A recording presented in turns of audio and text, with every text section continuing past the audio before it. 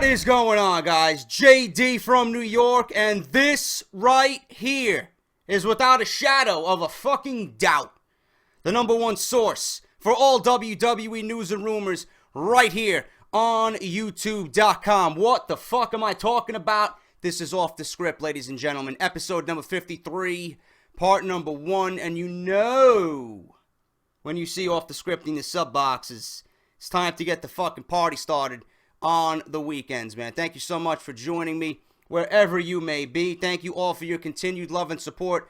Off The Script has been fucking scorching hot the last couple weeks, and we're going to continue riding that wave of momentum into WWE Fastlane this Sunday, man. Right here on YouTube.com, JD will be reviewing Fastlane on my channel. 12 midnight review should be up for you guys to watch and view and comment on.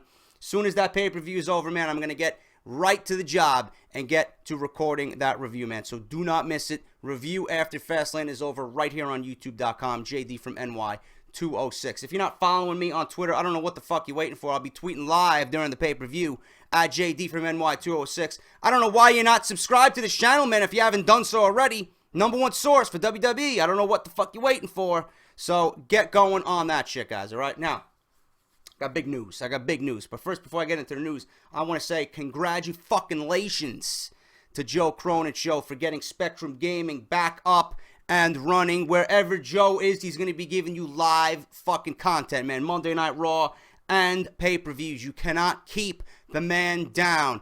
YouTube, fucking false flags, trolls. I don't know what the fuck is going on, but Joe Cronin is back. Go show him some love and fucking support. Links to his Twitter and his social media and YouTube and everything else down below in the description. Good shit, man. Can't wait to see your reviews following Fastlane, all right?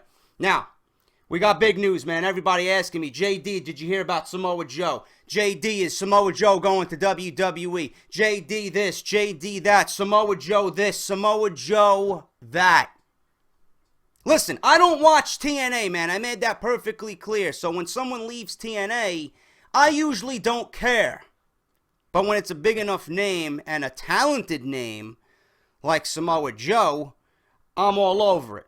I got the latest and greatest up-to-date information regarding Samoa Joe coming to the WWE, why he left TNA. I got all that shit, man. So let's dive right into it. Is Samoa Joe headed to World Wrestling Entertainment?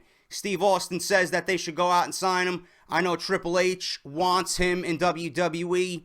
The only thing holding this back is Vince McMahon. Vince McMahon has no interest whatsoever in Samoa Joe.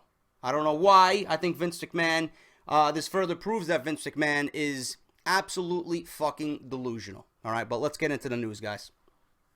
On Tuesday, February 17th, 2015, one of TNA's top stars announced his shocking departure from the company. And this has been rumored many, many times, man, over the past couple of years. Samoa Joe, every time his contract is up, is he going to be jumping ship? Is he going back to Ring of Honor? Is he doing New Japan? Is he going to stick in the Indies?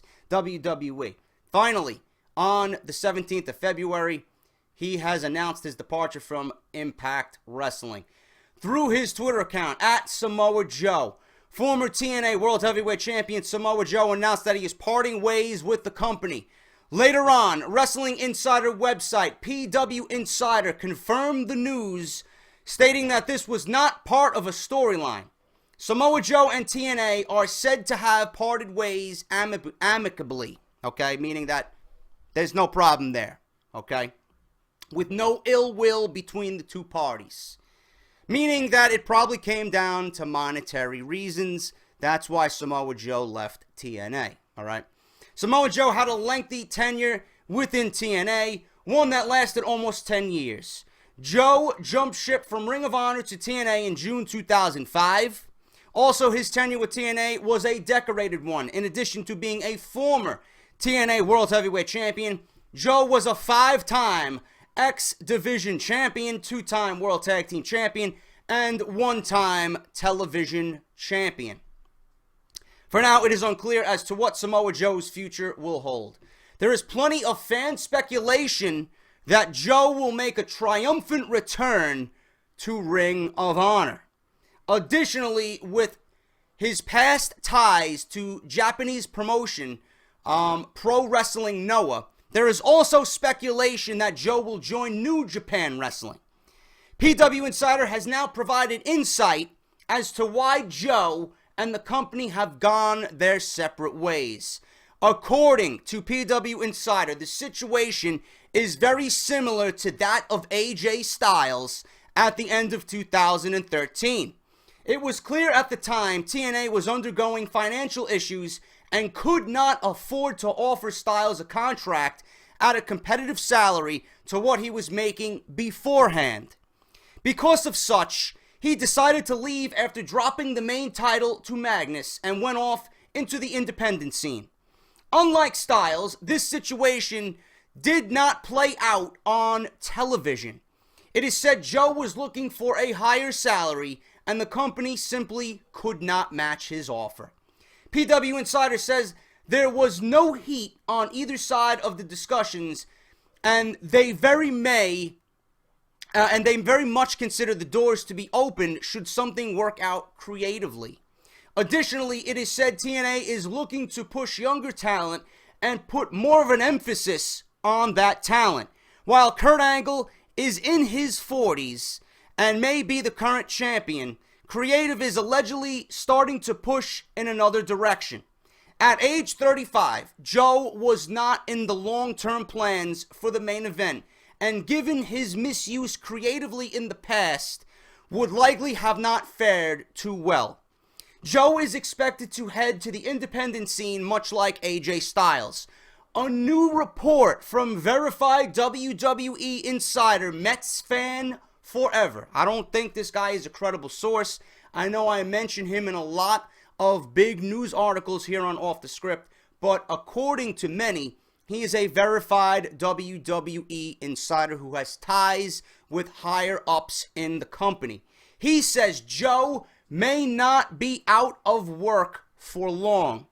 According to the report by Mets Fan Forever, WWE Executive Vice President of Talent Relations, Triple H, also would love to be on board with bringing Samoa Joe into the WWE, and he wants to give him a tryout, all right? Should he be approved, he would then be signed to NXT. Joe, like many of Triple H's favorites, began on the independent circuit before settling down in TNA. It has been widely expected he would return to the indies, much like AJ Styles did when he left TNA, though Joe has yet to publicly comment on his status. It should be noted, Joe wrestled several dark and squash matches for WWE over the late 90s and into the early 2000s as he was trying to make a name for himself but never officially signed with the company. At age 35, Joe would in theory be one of NXT's oldest talents. Now, my opinion on this. All you guys jumping the gun about Samoa Joe, I want you guys to take a step back, stop asking questions, stop getting all excited, okay? I know talent when I see it. I seen Joe's matches with CM Punk. I seen Joe's matches with Kurt Angle. I know what Samoa Joe is capable of. I've been, even though not a fan of TNA, I'm a fan of Samoa Joe's in-ring style, his talent, and what he brings to the table. Do I think he would fare well in WWE? Abso-fucking-lutely, man. Absolutely. He just needs the right people working underneath him, not named Vince McMahon. You don't want anyone the likes of Samoa Joe getting in the grasp of Vince McMahon. Vince McMahon will have no fucking idea how to work with such a talent like Samoa Joe. He would look upon him and frown upon him, being that he came over from TNA, and he would try to fucking bury him. I'm sure of it. I'm sure of it.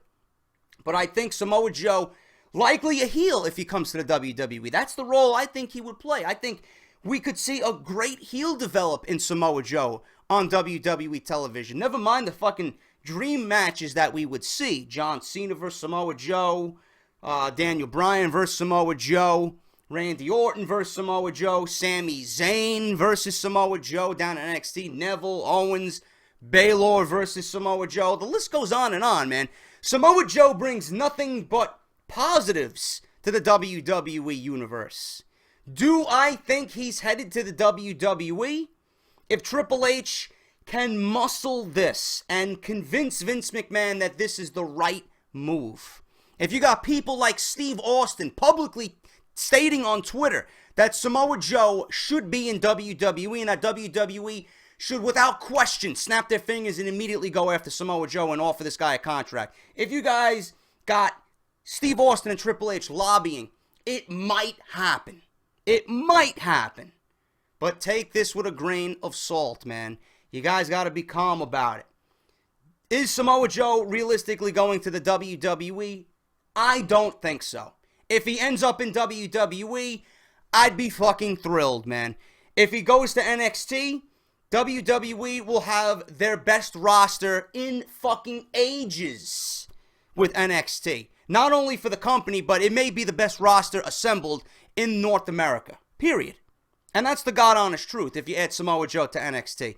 At age 35, you have to wonder if Vince McMahon is going to be on board with Samoa Joe coming into the WWE. I don't know, man. But my opinion is Samoa Joe going to the WWE? No. I don't think he's going to the WWE. Samoa Joe can make just as much money in the WWE down in the indies, working Ring of Honor, or if he wants to go over to New Japan and, mingle with AJ Styles. I think he can make just as much money doing his own thing, not having to worry about the rigorous schedule that WWE certainly is going to give him. They're going to send him down to NXT and have him start all over, even though he's a veteran and a pro. He's going to have to get familiarized with their style and what WWE does in the ring. I don't know if Joe's going to be on board with that. Maybe he will. Maybe he's excited. Maybe he wants to go to NXT. Maybe he thinks NXT is the best thing right now in North America for pro wrestling. I don't know. But you got to take into consideration Vince McMahon, the name, the fucking presence of Vince McMahon looming over this decision. 35 years old, TNA talent, he doesn't care, etc., etc. Is Joe going to WWE? My honest opinion, no. If it happens, I would be fucking thrilled, man. If he goes down to NXT, like I said, they would have the best North American pro wrestling roster assembled currently in 2015. I would love it. But according to the report, he's open. He's open. He's weighing his options. Steve Austin wants him. Triple H wants him. We don't know, man. We're just going to have to wait and see. But that is my honest opinion on it. I'm not excited about it. There's nothing for you guys to get excited about. Let the cards fall as they may. Just wait it out and see what Joe does. Whatever he does, good for him. He's going to make his money regardless. And that's the best opinion I can give you guys on Samoa Joe. All right? Speaking of NXT, the recent NXT Takeover Rival show on February 11th drew high praise from wrestling media and fans alike, further solidifying the brand as one of the hottest things going, not only in WWE, but in professional wrestling. According to Bryan Alvarez of F4WOnline.com, the main roster superstars are becoming increasingly frustrated with the opportunities NXT talents have to compete in the ring while they're stuck with short, meaningless bouts on television. Dave Meltzer of the Wrestling Observer newsletter added the following to his message board. So, the story is accurate, but it's inherent. It was the same thing in the OVW days. Well, not exactly the same, but very similar. I get direct messages via Twitter from people on the main roster always after these special events. It's a common frustration. The top NXT performers are frustrated they are not on the main roster making the money. Then they will get more frustrated when they realize their dream. WWE guys are frustrated they aren't having those matches the guys in NXT are having, when they know if they can perform before 400 fans in longer matches, they can tear the fucking house down.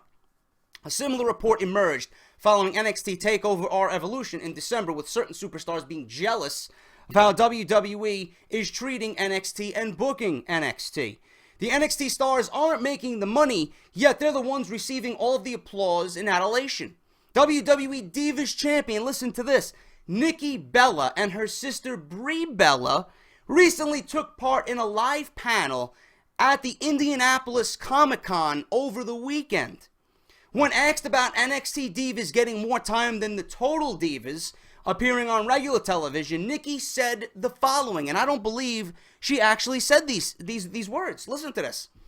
I was saying that if I was in NXT, I would not come up to the main roster simply because you get so much time down there. If you come to the live events, you'll see we get a lot of time at the live events. When it comes to TV, we get so frustrated because it's hard to tell a story in 3 minutes, and especially when they have an entrance. We want time to wrestle, especially after watching NXT Rival pay-per-view and seeing them go 20 minutes. It's like a dream. It's something we'd love to do, and we're trying so hard to get more time. There's a 3-hour Raw, and you can't give us more time? You can't give more time to the divas? But hopefully in the future. It was recently reported that several WWE superstars are frustrated over the fact that developmental talent in NXT are getting more in-ring time during airings of NXT and NXT Takeover specials. A similar story emerged after NXT R Evolution in December when talent became worried that their WWE TLC Tables, Ladders, and Chairs pay-per-view would have a great deal of difficulty following NXT's live show. Just look at Vince McMahon. That's all I got to say about it. Just look at Vince McMahon. If you want main roster to be like NXT, you're going to have to get Triple H on board and have more of an influence on the main roster. Everything you see on the main roster, everything you see with Big Show and Kane in the fucking main event, Big Show and Kane are two of the top heels currently on WWE TV. If that doesn't tell you that WWE is out of fucking line with what should be happening on TV, I don't know what else to tell you guys. If Nikki Bella is taking to live audiences, meanwhile she's representing the company and saying that if she was down in NXT, there's no way she would want to come up to the main roster and, have 3-minute matches and have no story being told, man. That's coming from your fucking women's champion. The one woman who is pretty much the head and shoulders of the division right now. She's carrying your belt, and she's saying that she wouldn't come up to the main roster. She's saying that she wants more in-ring time. This is what they train for. This is why they get into the business. Why is it so difficult for WWE to put on similar shows compared to NXT? I don't understand it, man. And I even said this on my Rival review. Vince McMahon, this is what we want to see. The landscape of professional wrestling is changing, man. You're all about sports entertainment. We're going to be entertained regardless. I always seen that as an oxymoron. It made no fucking logic to me. It made no sense. World Wrestling Entertainment. We're sports entertainment. We're not wrestling anymore. I never understood that. If you're doing what NXT is doing, we are going to be entertained regardless. We want wrestling, Vince. We want what NXT is doing on the main roster. We watch NXT and we relive the old days and we get that feeling of old when we watch NXT. And we get happy and excited about the future of the business, of the company. We want what you're taking and molding in NXT on the main roster. This is a glimpse of what WWE should be doing, man. I don't understand it. WWE should be doing what NXT is doing. Just a little bit better. But NXT is doing all the right things and giving us what we want. Meanwhile, the main roster is fucking garbage. Listen to your fucking talent. They want to wrestle. They want stories to be told. They want better creative direction. They want more promos. They want promos that make sense. They want promos that aren't scripted. Why is this so difficult? I don't get it. Like I said, the landscape of what we want is changing. And it all comes with social media, man. Social media is a powerful tool. We get to voice our opinion. I get to come on here every week and give you guys my opinion. This is what we want, man. If we're unhappy, we're going to voice our opinion. Vince McMahon really needs to look himself in the mirror and listen to what Nikki Bella, of all people, is saying. Someone who's been in the company for so long. Someone who's associated with John Cena outside of WWE. This is what we want, folks. This is what we want, Vince, Triple H. This is what we want to see. So I found that to be very interesting. Will something be done? Of course not. Of course not. But I figured I would let you guys know what's going on anyway. More NXT news. The day after the latest live event, NXT Special Takeover Rival, WWE taped a series of February and March editions of NXT. The series of NXT tapings on February 12th saw two notable WWE stars return to in-ring action that night for the company, which I watched on Thursday, this current Thursday. Rhino returned to a huge pop, which was great. Lasted about a minute and speared and gored CJ Parker, man. It was fucking fabulous. Rhino returned to a huge pop, wrestling on the February 18th showing of NXT. This marked Rhino's first appearance in WWE in more than 9 years. Later on that night, Brian Kendrick, once again billed as the Brian Kendrick, returned to WWE. The former WWE Tag Team Champion made his first appearance for WWE since 2009, wrestling on the February 25th edition of NXT. Following the two returns, PW Insider published a report with some additional information surrounding their returns to WWE. According to the website, neither Rhino or Brian Kendrick had signed new deals with WWE at the time of their appearance. While they may always change, or that may always change, Rhino and Kendrick were reportedly the first of what WWE hopes to be many former veteran talents appearing on NXT. WWE is looking to use established talent in its developmental promotion in order to have them work with WWE's younger talent in waiting. Very good idea. Rhino's return was great, and it was just a great show overall with Adrian Neville and Kevin Owens going at it once again. And I'm looking forward to see Brian Kendrick return next week on NXT, man. But that is a very, very good move. I love to see, and I can't wait to see who else shows up in NXT. Excuse me, man. PWInsider.com with the final story today on Off the Script Part 1 has provided some backstage news on Sting working at the WWE Performance Center during the week prior to WWE Fastlane. According to the report, Sting has been in Orlando, where WWE held Monday Night Raw on February 16th, and where WWE Performance Center and NXT call home, doing something with the company. It is believed that Sting has been down in Florida over the last few days to work on his upcoming face-to-face encounter with Triple H at WWE Fastlane, which will take place on February 22nd live on the WWE Network. As previously reported, Triple H and Sting are destined to confront each other about Sting's interference in the Authority's business since November while face-to-face at Fastlane. They will also build towards their upcoming match at WrestleMania 31. Sting is slated to make 4 more appearances for the company, with March 29th, WrestleMania being the last date on his current talent contract. Sting made his debut for WWE at the 2014 Survivor Series, where his presence influenced the finish of the main event match, which caused the Authority to temporarily be removed from power within WWE. He then made a second appearance, his Monday Night Raw debut on January 19th, in order to cost the Authority yet another important match. This is why Triple H and the Stinger are meeting face-to-face at WWE Fastlane, and will be why they ultimately compete in a match at WrestleMania on March 29th. I like it. I like that Sting is down in Orlando and they're going over this face-to-face encounter, being that this is Sting's first in-ring segment with Triple H and the WWE. Things need to be perfect. Things need to be on point. There's no time like the present to get things done right, man. Sting, his only time in WWE after all these years of people wanting him to be in WWE, you gotta make it right. You gotta make it count. You gotta make it perfect. Triple H, I know, is gonna put over Sting in a big way at WrestleMania, and I'm looking forward to it. The match should be fucking epic, but the lead up to that is what is going to get us fans invested. I like that Sting is taking the time to work with Triple H and get things right and go over bullet points about what they want to talk about. You know, you can't be too perfect, man. You got to nail it, and Fastlane should be very, very intriguing and interesting with this face-off between Triple H and Sting, man. I'm definitely looking forward to that, on top of Daniel Bryan hopefully beating Roman Reigns at WWE Fastlane to go on to Brock Lesnar, but we know that's not going to happen. I'm just wishing upon a star, man, but Fastlane should be filled with newsworthy information, guys. That is Off the Script Part 1. I hope you guys enjoyed. If you did indeed enjoy Part 1, please hit that subscribe button, hit that like button, favorite, comment, share, all that good shit, man. Thank you guys so much for supporting Off the Script. I will be back with Part 2 of Off the Script.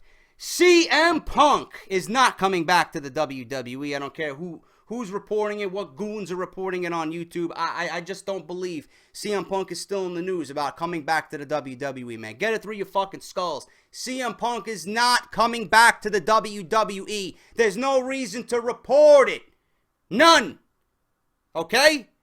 But I'm going to report CM Punk news, much better news. Is Brock Lesnar going to be training CM Punk for his UFC debut? That's fucking big news right there, folks. You don't want to miss part 2. All right? Stay tuned. Thank you guys for watching. This is JD. I'll see you Saturday morning. Until then, take care, guys. I'll talk to you later.